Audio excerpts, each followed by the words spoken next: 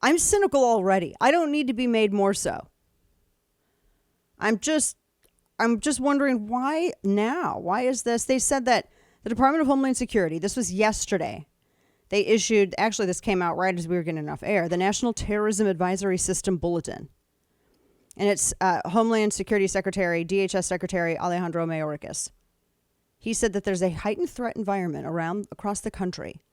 Our homeland continues to face a heightened threat environment. We have seen in recent acts of targeted violence driven by violent extremists seeking to further a political or social goal or act on a grievance. So what is he talking about here? They said that he cited the shooting at the Colorado Springs. Here, why are you sitting here? Wasn't that guy non-binary?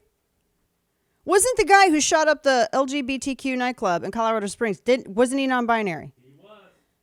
So I'm confused here. Non-binary people are shooting up gay clubs?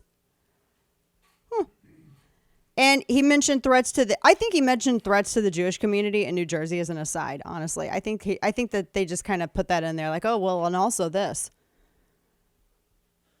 Because there's been an uptick in aggression and assault violence, particularly in the Northeast against Jewish people. I mean, I'm not going to say that maybe it was encouraged when you had authorities peeking into the windows of synagogues during lockdown to make sure no one was illegally praying, but it just, I don't know. They also warned of violence surrounding November's midterm. They cited that as well. So this is the 7th issued since January of last year. And it's set to run through May of next year. It replaces the one that I guess expired yesterday.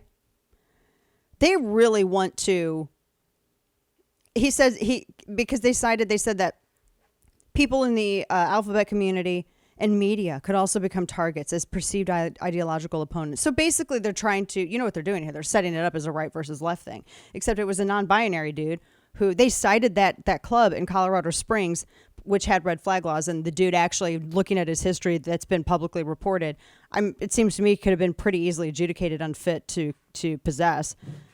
He was a non-binary dude. So I don't know how that works in his construct here. Yeah. You haven't heard anything about that since that came out, really, have you? Nope. Kind of went away, didn't it? Yeah.